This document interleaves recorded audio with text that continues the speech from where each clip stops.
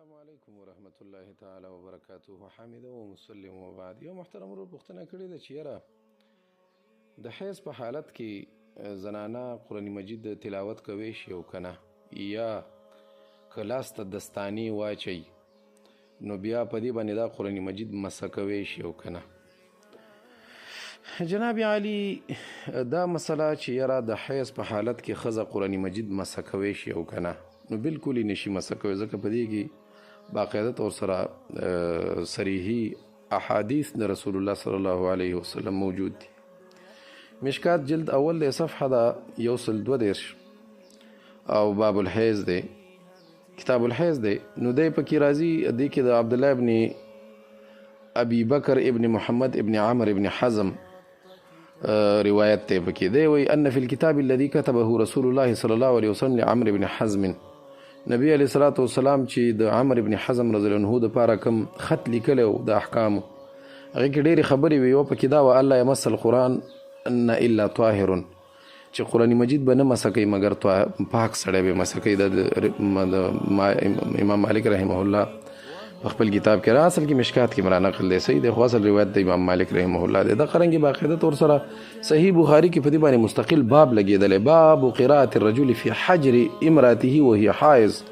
نو بیا په دې کې باقاعده طور سره وګورو تفصیل دی پکې. د قرنګې په مشکات کې همدغه ځای کې په دې کې په فصل ثاني کې د عبدالله ابن عمر رضی الله عنهما نه روایت دی، نبی علیه الصلاة والسلام به فرمایل لا تقرأوا الحیض ولا الجنوب شیئا من القرآن، نو نه یې قرات کوی شي او نه یې مسه کولی شي. لیکن علماء لیکلی دي چې که چېرته بالفرض دغه ښځه معلمه وي یا متعلمه وي نو بیا کلمتن یو کلمه لکه اوس مثلا الحمدلله رب العالمین دی کنه، دا ټول آیت په نیت د تلاوت نشي ویلی، نو داسې به وي الحمدو، بیا به ورکې لږه سا واخلي، بیا به وي لله، بیا به لږه سا پکې واخلي، بیا به وي ربي، بیا به لږه سا واخلي، بیا به وي العالمین. نو خلاصه د خبر دا ده چې کلمتن تلاوت یې کولی شي د ضرورت په بنا باندې، که دا معلمه یا متعلمه وي. لیکن که معلمه متعلمه نه وي نو بیا په نیت د تلاوت باندې دا کلمتن هم صحیح نه دی، ځکه په دې کې راځي چې شیئا من القرآن، یو ټکی دې نه تلاوت کوي.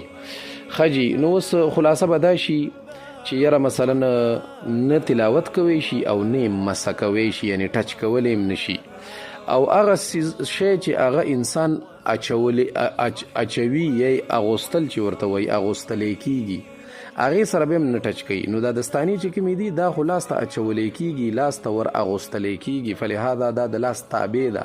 نو چې دا لاس تابع ده دا نشي کېدی. لیکن که اضافي څادر وي او د هغې په یو پیسکه باندې ونیسي یا یو بل دغه راواخلي، تولیه راواخلي، دسپاک راواخلي، یو بل شی راواخلي او په هغې باندې ونیسي پاکه کپړی، نو بالکل بیا نیولی شي چې هغه د بدن نه جدا وي، د لاسونو نه جدا وي، نو بیا په هغې سره نیولی شي، او همدغه رنګ یې نشي نیولی. دا مثلا جامع الفتاوی لیکلی جلد اول صفحه د 211 فصل فی تعلیم القرآن، فتاوی عثمانی لیکلی جلد اول صفحه د 108 کتاب العلم والتاریخ والطب، احسن الفتاوی لیکلی دویم جلد 1 نمبر صفحه د باب الحیض، خیر الفتاوی لیکلی دویم جلد 1 نمبر صفحه د ما يتعلق بالحیاض والنفاس. السلام علیکم.